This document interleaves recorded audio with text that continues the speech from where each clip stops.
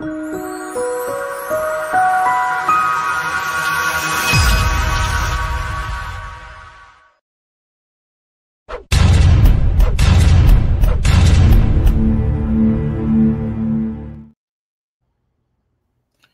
pessoal, sejam bem-vindos a mais uma live aqui no canal Expliquinho Kardec.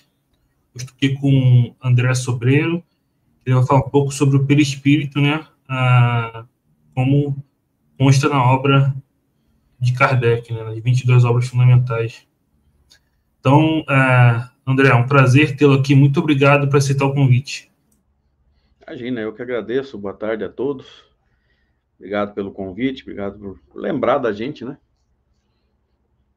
E assim que você quiser, a gente começa. Então, te passo para iniciar a apresentação. Então, vamos lá. O perispírito, como nós sabemos, né? É o envoltório da alma. Kardec vai dar o nome de perispírito em analogia ao perisperma, né? Isso está no Livro dos Espíritos, todo mundo pode ver lá tranquilamente. Peri vem de perímetro, em torno, ao redor, portanto, seria o envoltório da alma. E aí, na questão 94 do Livro dos Espíritos, Kardec pergunta aos espíritos, né, da onde ele tira esse envoltório. E aí os espíritos vão dizer que é do fluido de cada globo, desculpa. Razão porque não é idêntico em todos os mundos, né? Passando de um mundo para o outro, o espírito muda de envoltório. Portanto, passando de um mundo para o outro, o espírito deixa o seu perispírito aqui, não em forma de perispírito, mas em forma de fluido, evidentemente, né? Ele se desmancha, vamos dizer assim, e chegando ao outro orbe, ele vai atrair para si fluidos adequados à sua evolução e vai formar um novo perispírito, né? Nós podemos encaixar nisso a definição de perispírito lá no livro A Gênese, uma definição mais prática, né? Quando Kardec vai nos dizer que o perispírito é uma condensação de fluidos ao redor de um foco de inteligência, que é a alma ou espírito. Então, fica tranquilo para a gente entender que cada um de nós atrai para si fluidos adequados aos nossos pensamentos, ao nosso momento evolutivo. Então, nós atraímos para nós esses fluidos adequados, né, com ao que nós estamos sentindo no momento. Tá? É óbvio que a qualidade desses fluidos vai variar, porque em alguns momentos a gente está mais tranquilo, em outros momentos a gente está um pouco mais triste, em outros momentos a gente está um pouco mais estressado. Então fica fácil de entender que a qualidade desses fluidos vai variar, porque os pensamentos variam, né? Os sentimentos variam muito, e nós já sabemos que, para Allan Kardec, a palavra pensamento envolve mais do que simplesmente o ato de pensar. A palavra pensamento envolve, né, todos os atributos da alma. O ato de pensar é um deles, mas nós temos também os sentimentos, as sensações, os desejos, a vontade, a memória e muitos outros que a gente poderia aqui gastar bastante tempo enumerando eles aqui. Então, a importância de entendermos esse envoltório, de entendermos uma metáfora que Allan Kardec usa, porque ele vai chamar o perispírito de corpo espiritual, corpo da alma, corpo do espírito, corpo fluídico. E muitas vezes se tem confundido, né? Essa analogia, esse corpo da alma, achando que o perispírito tem órgãos, assim como o corpo físico, né? Então, já que o corpo físico tem órgãos, tecidos, cada um com a sua função específica, tem se feito essa confusão, e alguns espíritos chegaram a dizer que o perispírito teria órgãos, né? A gente encontra isso na bibliografia de vários espíritos, que talvez, e eu diria até muito provavelmente, não entenderam o que é o perispírito, trouxeram a visão deles, né? A contribuição deles dentro do que eles poderiam entender sobre o perispírito, entender sobre a alma, sobre esse envoltório, né, que envolve a alma ou o espírito, usando alma e espírito como em forma de sinônimos, né? Eles não entenderam essa ideia, trouxeram a maneira deles de entender e gerou toda essa confusão aí, trazendo, né, esses livros mediúnicos ao movimento espírita, esse erro doutrinário de achar que o perispírito tem órgãos, tecidos, que ele é um corpo realmente. Isso gerou bastante confusão, porque colegas nossos, né, de estudos espíritas levaram isso ao pé da letra, não aprofundaram em Allan Kardec e assumiram essa ideia ou essa posição de que o perispírito teria órgãos. Eric, você quer trazer alguma contribuição antes da gente entrar no que o perispírito participa, vamos dizer assim? Essa questão de não ter órgão, né, colocada claramente no ensaio teórico sobre as sensações dos espíritos, né? Lá diz que tanto os inferiores quanto os superiores, né? E justamente por não ter órgãos, não tem necessidades físicas, né? Não precisa do repouso, não precisa se alimentar, né? E você tem espíritos em perturbação que podem ainda acreditar estar vivos, né? Mas é uma ilusão desse espírito, não é uma realidade concreta. Efetivamente não há, de acordo com a obra kardeciana, não há órgãos no perispírito. Né? Na verdade, se usa corpo mais num sentido de comparação, né, do que de dizer exatamente que é um corpo de fato. Né?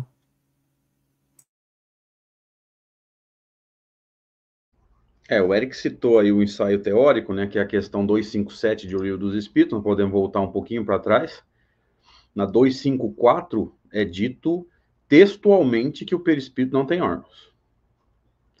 E num outro texto chamado Quadro da Vida Espírita, salvo engano, na Revista Espírita de 1859, que é um dos textos mais extraordinários de Allan Kardec, que ele é extremamente instrutivo, e ele sintetiza, assim, boa parte do livro 2, ou segunda parte, de O Livro dos Espíritos. Ali também é dito textualmente que o perispírito não tem órgãos.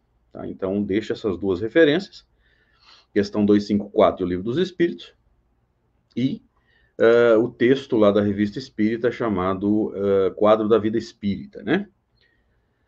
O perispírito tem uma importância capital no estudo da ciência espírita, porque a gente já sabe que para agir sobre matéria nós precisamos ter alguma forma de matéria, que a alma ou o espírito é absolutamente imaterial. Então, evidentemente, algo que é absolutamente imaterial precisa de alguma forma de matéria para agir sobre matéria. E aí Kardec vai dizer no primeiro capítulo da segunda parte do Livro dos Médiuns, né, a ação dos espíritos sobre a matéria, ele vai dizer exatamente isso, que o espírito precisa de matéria para agir sobre matéria. E que o perispírito sendo formado por fluidos, o fluido sendo exatamente matéria, e aí isso nos remete ao que nós comentamos e você colocou aí no chat, né? Capítulo 14 da Gênese, onde logo no começo Kardec vai dizer que a matéria elementar é o chamado princípio material.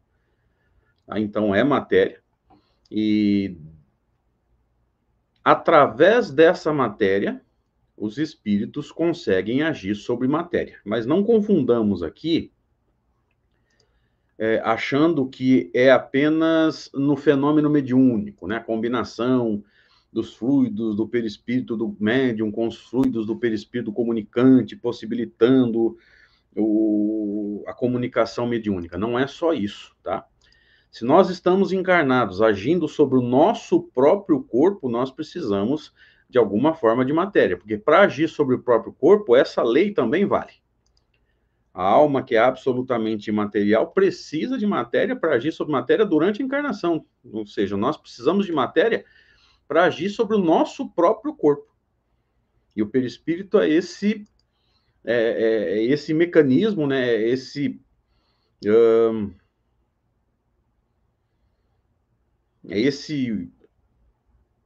vou usar aquele termo. É esse mecanismo que permite, desculpe, que a alma atue sobre o próprio corpo. Então, não é apenas no fenômeno mediúnico. Durante a encarnação também, se nós estamos conseguindo pensar e estamos conseguindo usar esse corpo durante a encarnação, né, para cumprir as nossas funções aqui na Terra, essa possibilidade nos é dada pelo perispírito, que a alma, sendo imaterial, ela não conseguiria agir sobre matéria, não conseguiria agir sobre o corpo. Então a gente sabe que a alma pensa, o perispírito transmite e o corpo assimila, vamos dizer assim, esse pensamento, essa vontade, esse desejo, e responde à vontade, ao pensamento da alma. Tá? Então, mesmo durante a encarnação,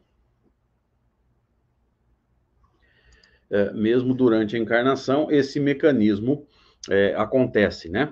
Do perispírito sendo esse transmissor que vai transmitir as vontades, né? Os pensamentos do espírito para o corpo. Quer trazer alguma contribuição? Não, isso que você falou é excelente. Então, o perispírito seria esse elo, né, esse liame que liga a alma ao corpo, né, e faz com que os dois possam interagir, né, a alma sobre o corpo e vice-versa, né.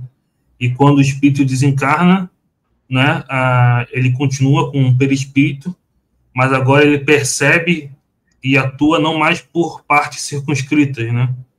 Ele vê por todo o perispírito, né, como diz Kardec, né. Então, não mais por órgãos circunscritos, né? Então ele vê por toda a parte, né? Mas o perispírito continua servindo então no mundo espiritual como esse veículo, né, para a atuação do espírito, né? Não só nos fenômenos mediúnicos, mas em qualquer tipo de atuação com outros espíritos, né? Enfim. Você lembrou bem, Eric, do mecanismo contrário, né? Eu falei bastante sobre o espírito pensando, transmitindo ao corpo, transmitindo ao perispírito, transmitindo ao corpo, né? Nós temos que pensar também, você lembrou bem, no fenômeno contrário, né? Que de alguma forma, os elementos atuando sobre o corpo transmitindo ao perispírito, o perispírito transmitindo à alma ou espírito. E aqui nós precisamos nos lembrar de um fato interessante. Na questão 257 do Livro dos Espíritos, que você citou agora há pouco, né, o ensaio teórico sobre a sensação e percepção dos espíritos, eles não conseguem dizer, eles não conseguem explicar de que forma esse impulso age do perispírito para o espírito. Então a gente sabe, né, se alguma coisa afetar o meu corpo, por exemplo, se eu ficar no sol e sentir a pele queimando por causa do sol, ou o calor, que nós comentamos aí um pouquinho antes de começar a live, esses fatores externos atuam sobre o corpo, isso é transmitido ao perispírito, e o perispírito transmite à alma ou espírito.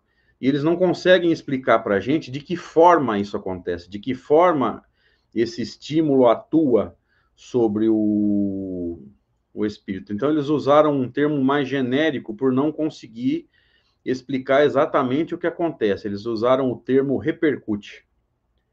Esse estímulo repercute sobre a alma, porque eles não conseguiram explicar exatamente de que forma isso acontece. Então, veja que o perispírito também tem essa função contrária, vamos dizer assim, né, de pegar o estímulo que é recebido pelo corpo, vamos pensar em qualquer forma, né, o calor, o frio, sei lá, uma pancada, a gente está andando aí, tromba numa porta ou qualquer coisa assim, essa dor, vamos dizer assim, né, é do corpo, e isso é textual na 257, né, a causa, o instrumento da dor é o corpo, se não é a sua causa primária, é pelo menos a sua causa imediata, e não havendo dor, não havendo corpo, também não pode haver dor. Isso está lá textualmente, né? Do corpo é transmitido ao perispírito, do perispírito ao ser pensante, que é a alma, e os espíritos dizem a Kardec que isso repercute sobre a alma, porque não há um termo de analogia Não há um termo adequado para explicar isso de forma mais precisa, de forma mais exata, né? A gente sabe que nem tudo que acontece no mundo espírita, né, no mundo dos espíritos, os espíritos conseguem nos explicar, porque não há nenhum termo correto e nenhum termo de analogia para nos trazer esses fenômenos, essas informações. Quer colaborar, querido? Isso que você falou é importante, né? Que a gente ainda não entende a natureza íntima do perispírito, né? Então, nem da alma, né? E também não do perispírito, né? Então, a gente não entende como acontece, né? Enfim, vamos dizer assim, fisicamente, né?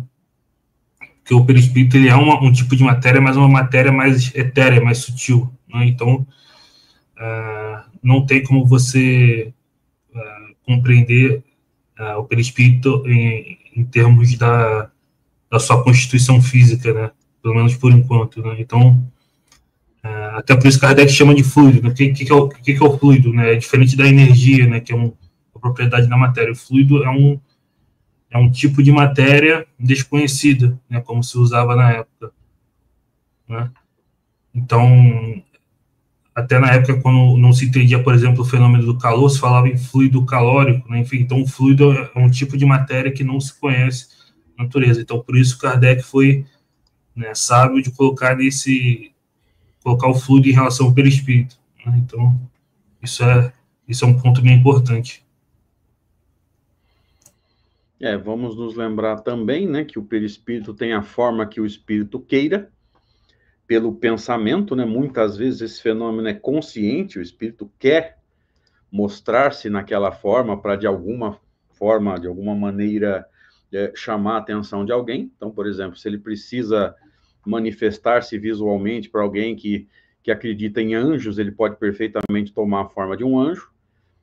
Se ele acredita, se ele precisa se manifestar na forma de um monstro, sei lá, um vampiro, um lobisomem, para assustar alguém, ele não vai ter dificuldade para isso, porque basta que ele pense para que o perispírito dele mude de forma automaticamente, tá? Então, o perispírito tem a forma que o espírito queira, embora a gente saiba que nem sempre o espírito desse fenômeno, tá? Muitas vezes ele se lembra de uma outra encarnação e nem percebe que o seu perispírito mudou de forma e passou a refletir aquela encarnação da qual ele se lembrou. Então, esse processo, ele nem sempre é consciente, vamos dizer assim, né? A qualidade dos fluidos depende de dois fatores, um deles é a evolução do espírito. Então, nós aqui na Terra, num mundo de expiação e provas, nós não podemos ter um perispírito sublime, né? Formado pelos fluidos mais evoluídos, porque os fluidos da Terra são grosseiros, né? É um mundo atrasado, é um mundo de expiação e provas. Sabemos, né, por informações do livro A Gênese, que Jesus extrai, né, dos fluidos da Terra só a parte melhor. Tá? Evidentemente, um espírito de primeira ordem, um espírito puro, um espírito perfeito, absolutamente liberto da matéria, atrairia para si só o que há de melhor, em termos de fluidos, mesmo estando na Terra. Os espíritos de segunda ordem atraem também fluidos extremamente bons, embora não iguais ao do espírito puro, lógico, mas atraem fluidos excelentes. Por isso que, somado ao pensamento mais organizado, mais equilibrado, a vontade de fazer o bem, esses espíritos curam com muito mais facilidade, tornando-se médium de cura através do magnetismo, né? Quando encarnados, evidentemente. E a gente já sabe, e mais para frente, nós vamos tocar nesse assunto, né? A mediunidade curadora e a importância dos fluidos e do entendimento dos fluidos nisso, né? Então, esses espíritos mais evoluídos, tanto quando desencarnados, quanto quando encarnados, por serem espíritos mais evoluídos, pensarem exclusivamente no bem, isso os de segunda ordem, nem os de primeira não estamos falando ainda. Por pensarem exclusivamente no bem, né? Gostarem muito do bem, fazerem o bem exclusivamente, e terem, por consequência, fluidos mais sublimes, formando o seu perispírito, eles curam com muito mais facilidade. Por isso que Jesus conseguiu curar aqueles que não foram curados pelos apóstolos dele, por exemplo, né? Espíritos de terceira ordem, que têm as mesmas dificuldades que nós temos. No capítulo 15 da Gênese, Henriette, boa noite, boa tarde, Vera, boa tarde, bem-vindas. Kardec vai falar no capítulo 15 da Gênese que Jesus, por ser um espírito puro, a ligação dele com a matéria era extremamente sutil, era só o necessário mesmo. Isso pode levar a uma confusão, né? Alguém pode pensar assim, mas então quer dizer que Jesus não tinha perispírito? Jesus tem perispírito. Todos os espíritos têm perispírito, tá? Isso é humanamente impossível, que um espírito não tenha o seu perispírito.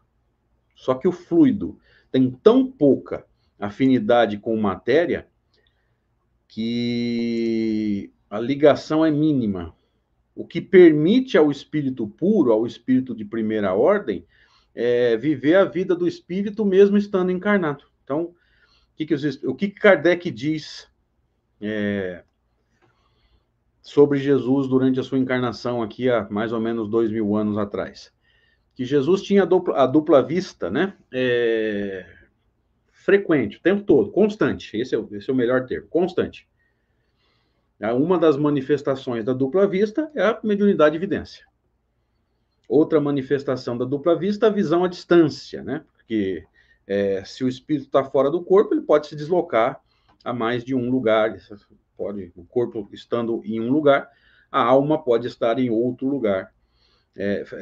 Isso possibilitado, no caso de Jesus, por essa ligação mais frágil, né, do corpo com a alma através do perispírito. E aqui a gente precisa fazer uma observação, né? Que a gente fala, é uma ligação mais fraca, é uma ligação mais sutil, e as pessoas podem pensar assim, mas será que então, porque essa ligação é mais fraca, será que eu vou morrer antes da hora? Não é isso que nós estamos dizendo.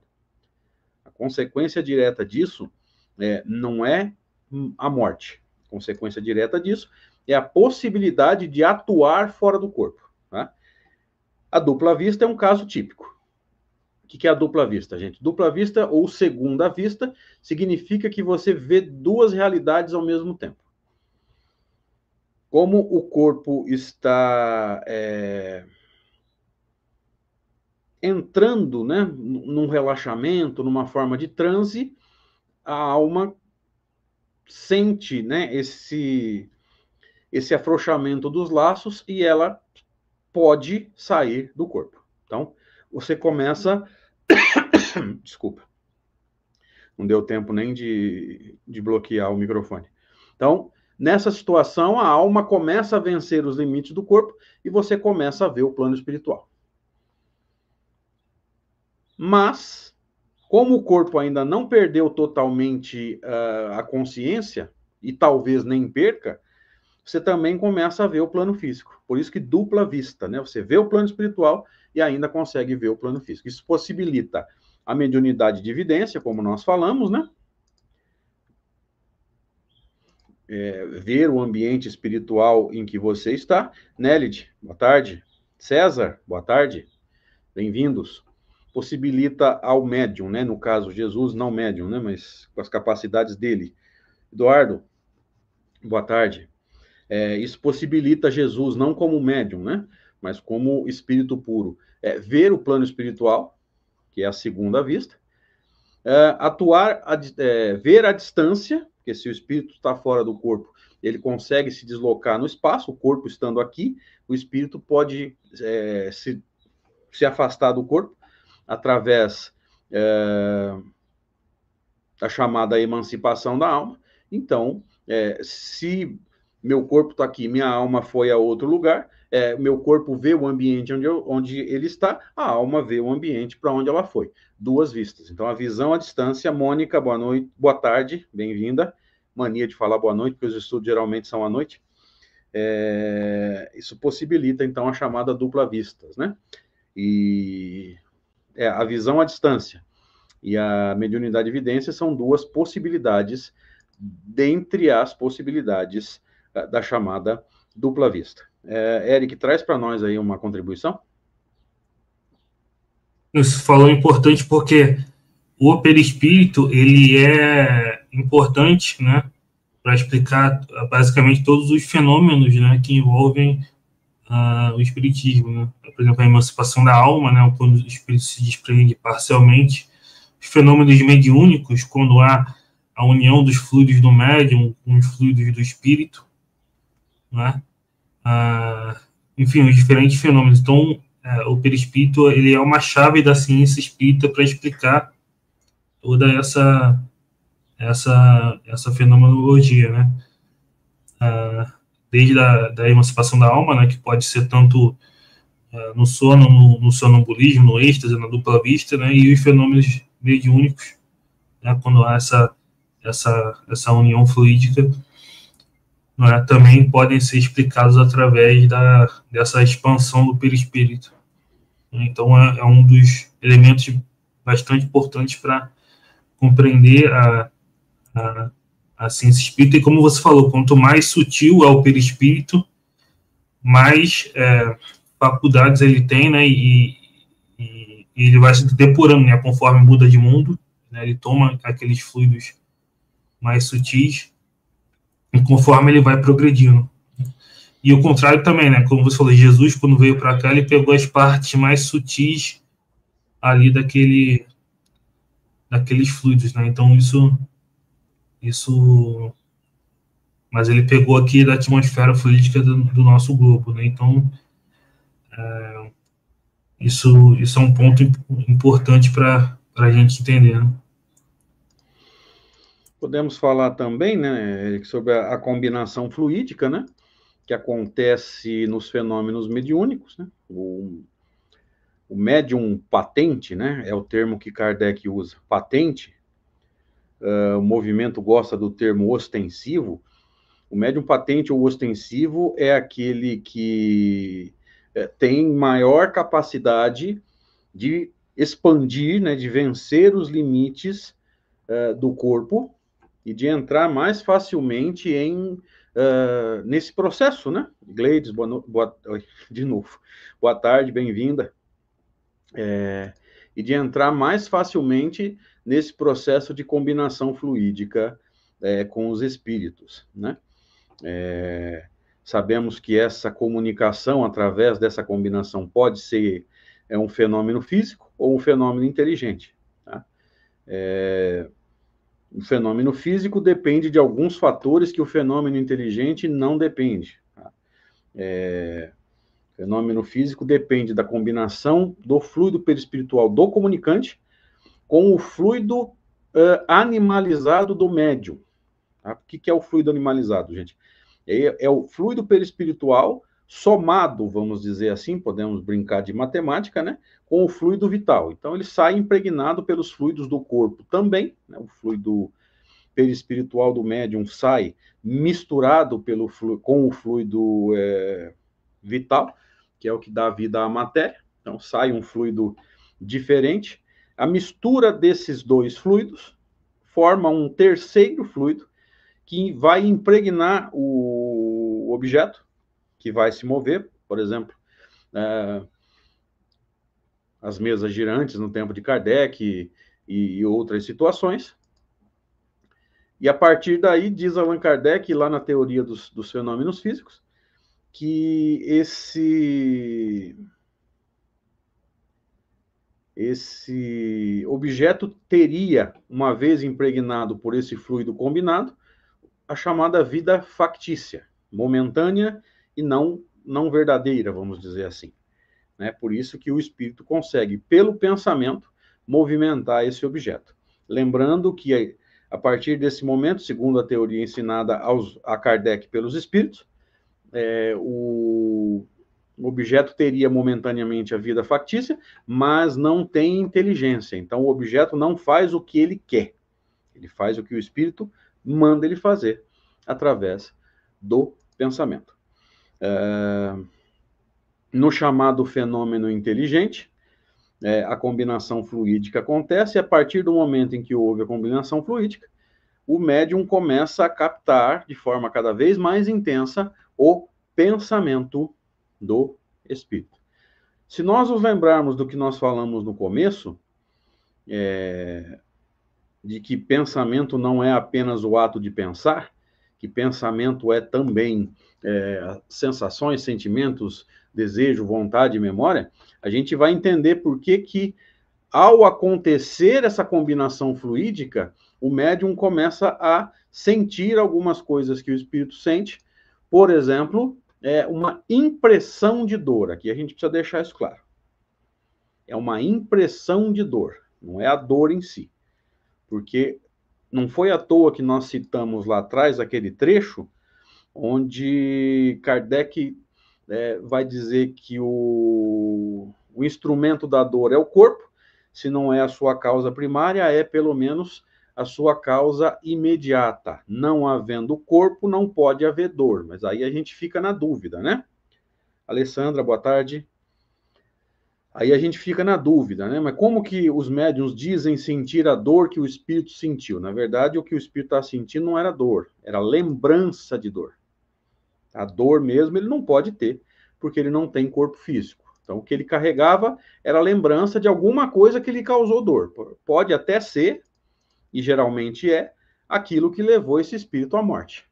Por exemplo, pode ter sido uma facada, pode ter sido, enfim, uma série de coisas que levaram esse espírito a não mais habitar o chamado plano físico. Tá? Pode ser um acidente, um machucado aí que acabou levando à morte, por exemplo, um machucado que gerou uma infecção, enfim. Poderíamos citar muitos casos aqui, mas o que a gente pode afirmar bem tranquilamente é que espírito não tem dor. Tá? A gente ouve isso muito no nosso movimento, né? Espírito doente, espírito em tratamento, pede ajuda aos médicos espirituais, porque eles vão trazer tratamento. Gente, espírito não recebe tratamento. Espírito não fica doente. Tá? O perispírito não é tecido que funcione errado aí de uma forma em que, funcionando errado, vai precisar de atuação médica, vai precisar de atuação medicamentosa para voltar a funcionar direito. Tá? O perispírito é apenas uma matéria extremamente sutil, muito mais sutil do que a matéria do corpo físico. Tá? Mesmo em nós, espíritos de terceira ordem, ainda é infinitamente mais sutil do que essa matéria grosseira do corpo, e em cima de ser tão sutil, ela não fica armazenando, ela não armazena informações, ela não armazena memórias, não armazena emoções, porque as emoções nos adoecem, a gente sabe disso. Tá? Então, existe, infelizmente, no nosso movimento, essa confusão de achar que o perispírito fica doente, que o perispírito isso, o perispírito aquilo, e a gente sabe que isso não tem fundamento em Kardec, porque não é matéria que fique doente, não é matéria que precisa de descanso. Quando Kardec pergunta sobre o repouso dos espíritos, no livro dos Espíritos, eles vão dizer que o repouso do espírito está em não estar atuante, em não estar trabalhando, mas não quer dizer que ele tenha repouso como nós repousamos, né? Necessidade de dormir ao pé da letra, né? Para refazer, vamos dizer assim, as forças físicas, né? Não é esse o repouso do espírito. Não é matéria que precise de alimentação, não é matéria que precise de comida ao pé da letra, né? Nenhuma forma de alimentação, né? Nada que seja necessário para repor as suas energias, tá? Porque não é matéria que cansa, e, enfim, é uma matéria sutil, mas como o Eric lembrou muito bem, ainda bastante desconhecida para todos nós que tentamos entender de alguma forma a ciência espírita. Eric, por favor, traz aí a sua contribuição. Não, eu só queria realmente trazer, né, bem claro os textos, né, aqui na questão 244, né, e a fadiga e a necessidade de repouso experimentam, mas não podem sentir a fadiga como entender, consequentemente não precisam de descanso corporal como voz, pois não possuem órgãos cujas forças devem ser reparadas. E aqui diz, né, quando um espírito diz que sofre, de que natureza é seu sofrimento? Angústias morais que torturam a alma mais dolorosamente do que os sofrimentos físicos. Então não tem realmente sofrimentos ou necessidades, né? Sofrimentos físicos. O que pode ter uma reminiscência, uma lembrança, né? Uma repercussão ainda entre aspas, uma repercussão do estado da vida corporal, né? Que vai passar com a perturbação, né? Enfim, que vai passar uma hora. A tendência é que passe, né? Mas nem sempre passa também, a gente sabe disso.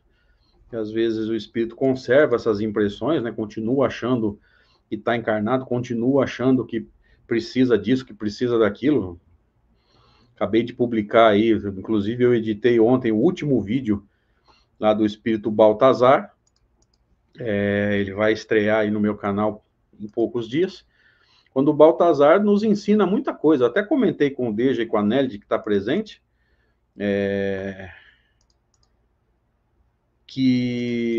quando Kardec fala assim, que na escala espírita, ele fala que às vezes os espíritos mais atrasados trazem contribuições das quais a gente pode tirar grandes verdades. Eu sempre fiquei na dúvida quanto a isso, né? De que forma, né? Eu até entendia o princípio, mas não entendia de que forma, até que eu fui dar uma olhada um pouco mais detalhada. Já tinha lido, mas não lembrava bem. Eu fui dar uma olhada mais detalhada nos textos, né? Nas ideias do espírito Baltazar, na Revista Espírita de 1860, salvo engano. Eu estou publicando os textos lá, mas estou com dificuldade para memorizar. Salvo engano, é novembro, dezembro de 1860. E Kardec tirou dali grandes notícias, né? Grandes notícias não, grandes impressões, né? Eric, obrigado por publicar aí o nosso canal. Agradeço de coração. Se inscrevam aí, viu, gente? Tanto no nosso quanto no canal do Eric. Enfim, tem uma galera aí se esforçando, vamos dizer assim, né? Nos esforçando para levar Kardec. Primeiro, para nós entendermos, né? Não é só para ofertar Kardec, é para entender Kardec também. Mas para levar Kardec para as pessoas, né? Colaborar na construção de um movimento espírita um pouquinho mais entendido das ideias e do pensamento kardeciano, que, infelizmente, como diz o professor Cosme, se perdeu, né? A gente foi abraçando outras obras, foi entrando em outros esquemas, vamos dizer assim, em outras situações, e acabou deixando a obra de Kardec de lado, o que é lamentável, porque Kardec faz muita falta nesse processo de entendimento, né? Para que nós possamos estar sabendo o que é verdadeiramente o Espiritismo, separando o joio do trigo em termos de informações relativas ao espiritualismo de uma forma geral, e entendendo cada vez mais o que é realmente a vida do espírito, né? Saindo bastante dessa maneira que alguns espíritos têm de ver o espiritismo, maneira essa que, de alguma forma, a gente tenta respeitar, mas não consegue concordar, tá? Não encarem isso como crítica, mas o fato é que a gente até respeita, mas não concorda. E é direito nosso, nos estudos, a gente poder mostrar que Kardec está falando uma coisa diferente.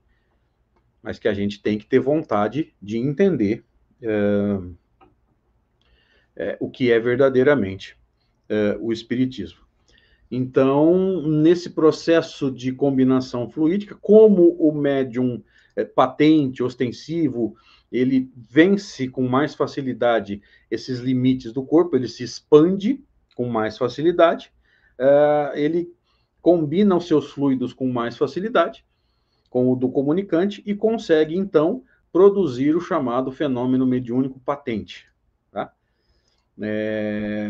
Porque aí começa a captação, vamos dizer assim, de pensamentos das ideias do espírito comunicante, lembrando, essa informação é importante, que pensamento não é apenas o ato de pensar, e sim todos os atributos da alma, entre eles o pensamento, mas também o sentimento, sensações, desejo, vontade, memória e muitos outros atributos que a gente poderia enumerar, inúmeros aqui, mas primeiro, não daria tempo, e segundo, eu não consigo me lembrar de mais nenhum agora.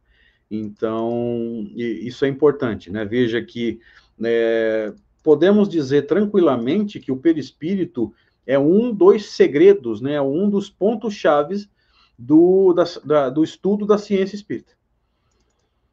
Porque é ele que nos ajuda a entender a existência desse corpo, a própria existência do fluido, que é um meio, né? É uma transmissão, vamos dizer assim, um transmissor, que possibilita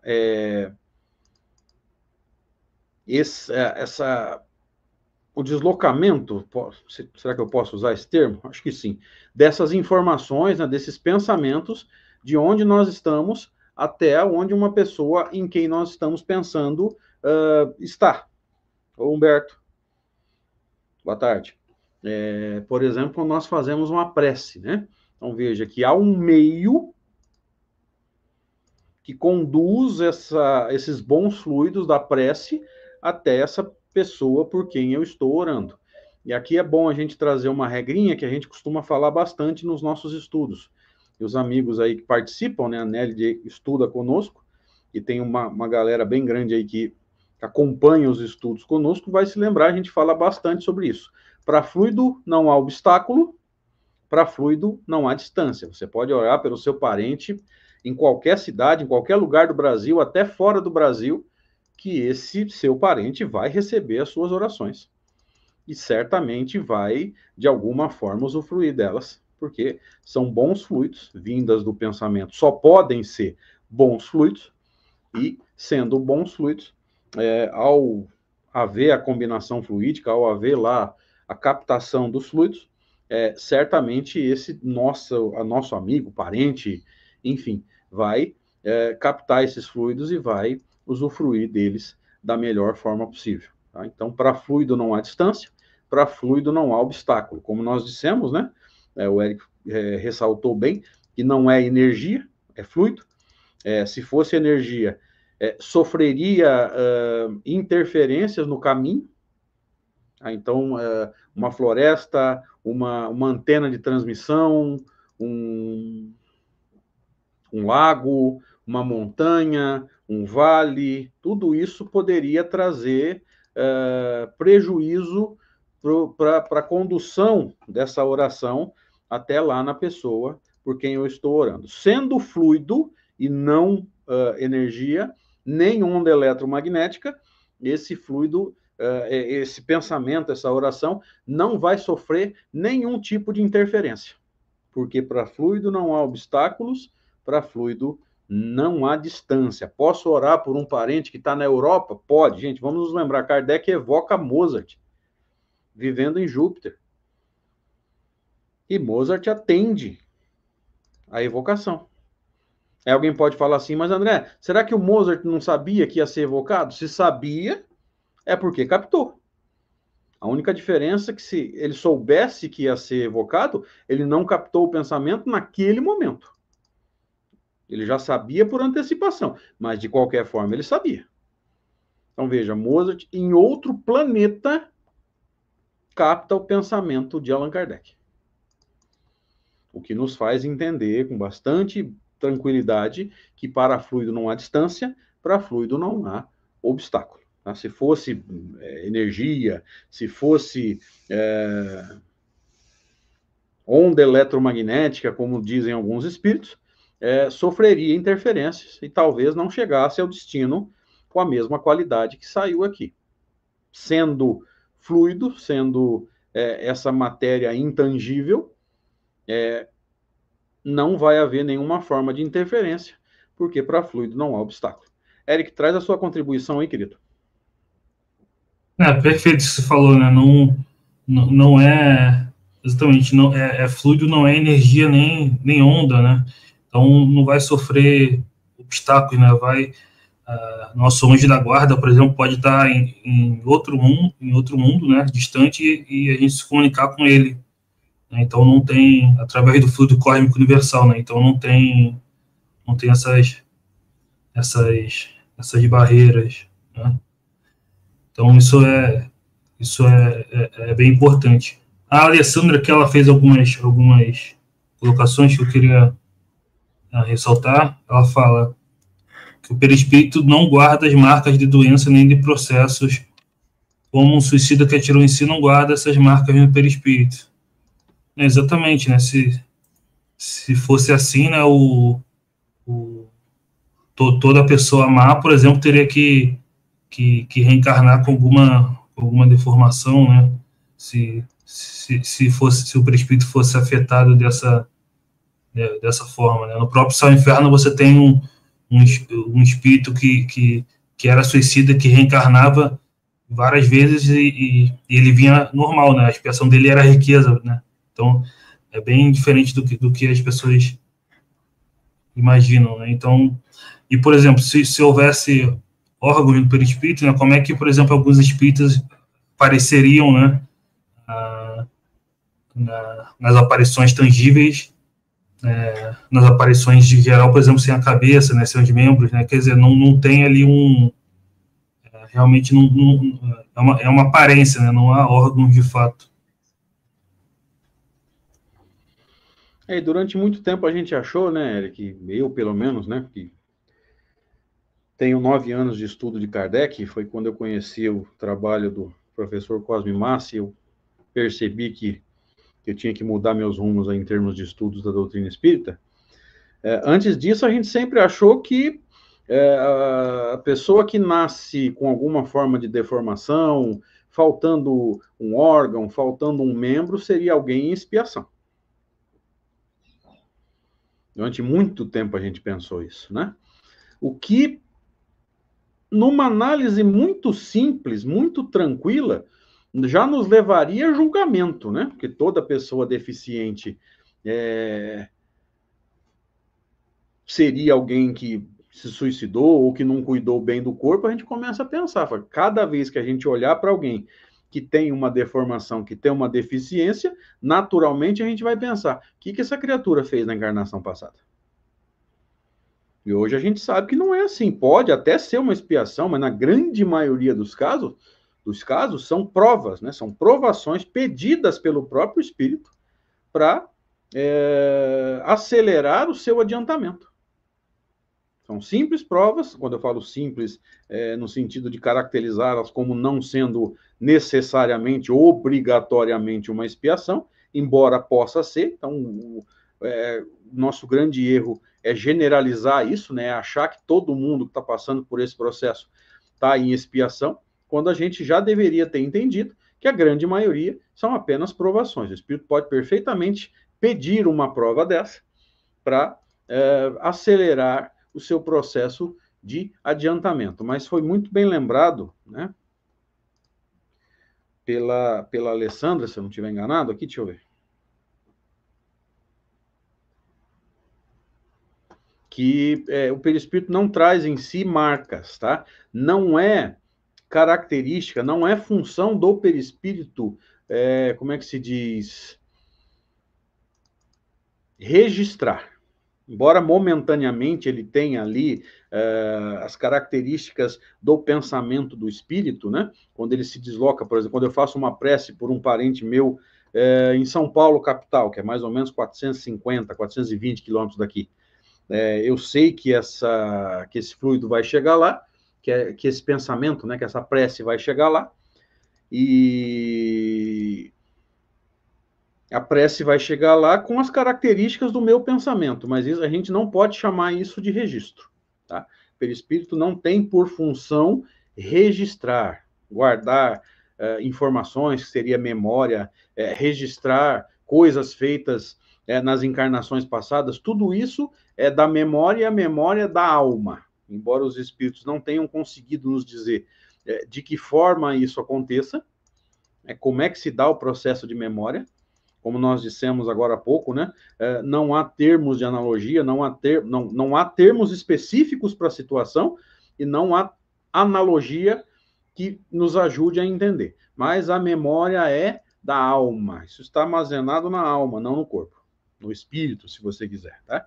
E não pode ser no perispírito por uma questão bem simples, gente. Matéria é corruptível. Tudo que é registrado em matéria pode ser perdido. Todo mundo aqui já deve ter passado por isso. A maioria de nós aqui deve ser do tempo do disquete, que veio antes do pendrive, infinitamente antes da chamada nuvem, né? A gente levava as informações de um lugar para o outro no chamado disquete. E muitas vezes, isso já me aconteceu, eu tinha as minhas palestras, né, digitadas e salvas no disquete, para não correr o risco de perder essas informações aí, caso um computador desse o problema. Só que o disquete era extremamente frágil, então você deixava lá dentro de uma gaveta, você puxa a gaveta, o disquete escorrega para frente, bate na frente da gaveta. Fecha a gaveta, bate no fundo. Bate na frente, bate no fundo. Quando você vai ver, cadê as informações? Então, tudo que é registrado em matéria pode se perder. Se nós nos lembrarmos do relato bíblico, né, do relato do Antigo Testamento, Moisés desce com a pedra dos 10 mandamentos, encontra alguma coisa lá que ele não gosta, e ele joga as pedras no chão e tem que subir de novo o monte para, vamos dizer assim, receber e registrar novamente os chamados 10 mandamentos. Veja, tudo que é registrado em matéria pode se perder, pode se quebrar. Tá?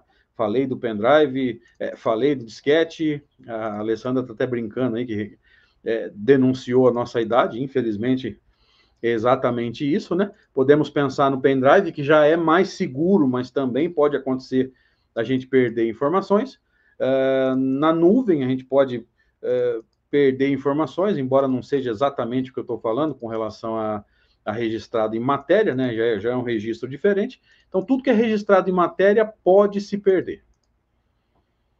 Então, o registro das memórias está na alma. De que forma? Não sabemos, os espíritos não têm como nos explicar. Mas a gente já sabe que esse registro se dá na alma. Não é função do perispírito ficar registrando,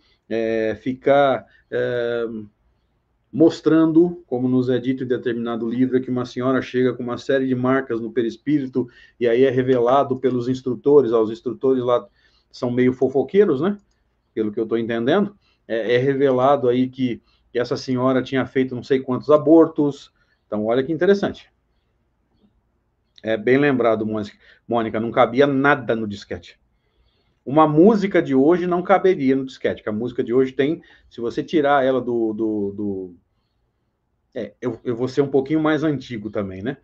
Se você ripasse ela do CD em formato, na resolução mais baixa, ela tem em torno de 4 a 5 mega. Então, quer dizer, nenhuma música caberia no disquete da época, né? Mas isso aí só para a gente dar risada. Então, não é função do perispírito registrar, tá? E quando ele toma as características do espírito, né? A gente não pode chamar isso de registro, a gente pode chamar de uma forma de adaptação do fluido com relação aos pensamentos da alma. Eric? Perfeito. Se houvesse memória no perispírito, isso violaria o princípio da não retrogradação, né? Porque poderia perder o conhecimento, dado que a matéria muda o tempo todo, né? A matéria é corruptível, então ela muda o tempo todo, então poderia perder todo aquele... se tivesse registrado a memória, né, no perispírito, poderia perder, quando, por exemplo, muda de mundo, né? E há uma troca fluídica, poderia perder o conhecimento adquirido. Então, isso seria contra o princípio da não retrogradação. O espírito não retroage, né? Não perde o conhecimento adquirido. Então, isso é um princípio básico, né, que seria contrariado. Aí a gente teria que pensar num espírito fazendo backup, né, Eric? Estaria tudo no perispírito. Aí, como você vai deixar o perispírito aqui, você tem que fazer o backup para a alma. Aí, chegando lá no outro mundo, talvez você tenha que jogar tudo de volta para o perispírito, tá? Brincadeiras à parte, isso não acontece, tá? O registro se dá na alma, né? Outra coisa que a gente pode comentar aqui bem rapidamente, gente, caminhando para o final, quando nós falamos em memória, nós estamos falando em armazenamento de informações, não só de conhecimento, mas também e principalmente de experiências, tá? Significa guardar aquilo que nós aprendemos em todas as encarnações. Algumas coisas por conhecimento, por leitura, por aprendizado no sentido teórico do termo, né? De estudar teoricamente, de ler livros.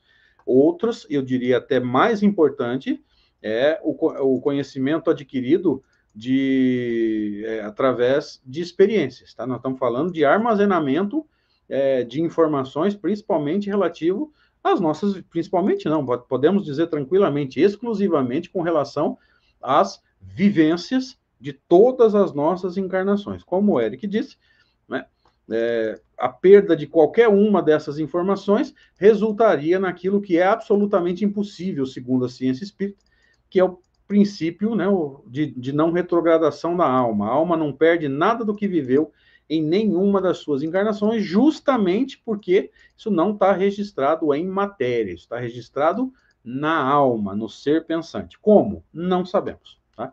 Então, nós falamos sobre o perispírito, falamos sobre fluido, inclusive trazendo informações do que o fluido não faz, do que o fluido não pode fazer, que é armazenar informações, armazenar experiências, tá? Porque se houvesse algum problema no funcionamento desse perispírito, a memória se perderia, e isso resultaria inevitavelmente no chamado princípio da não retrogradação da alma. A alma retrogradaria por perder informações, ele teria que viver de novo essas experiências e essas informações para poder aprender e absorver de novo esses conhecimentos, tá? Coloca aí a contribuição na Nelly, por favor. E quando o espírito se torna perfeito, a memória é total de todas as suas existências. Sim, sim. Como a matéria não o atrapalha durante a encarnação, ele tem acesso constante a todas as suas vivências, né? O nosso é fragmentado, e graças a Deus que é assim, porque senão a gente lembraria do tanto de bobagem que fez nas encarnações anteriores e teria problemas com isso. Eric, por favor. Perfeito, né? Acho que deu para fazer um resumo geral do assunto, né? Vai ficar salvo para quem quiser, quem não viu, pegou desde o começo. Né? Obrigado aí a Nelly, a Mônica, a Vera, a Alessandra, Eduardo, César, a Gleide, né? A todos aí. E vamos estudar Kardec. E obrigado a você, André. Muito obrigado por aceitar o convite. Foi excelente sua participação. Agradeço o convite, querido. Sempre que precisar e a gente puder estar aqui, conta com a gente. E eu deixei aqui o canal, né, do André. Muito obrigado, de coração. André, que é André Espírita. Então vão lá, se inscrevam. E é isso. Mais uma vez, obrigado, André. Obrigado a todos. Curtam, compartilhem, se inscrevam. E nos vemos no próximo vídeo, na próxima live. Até a próxima.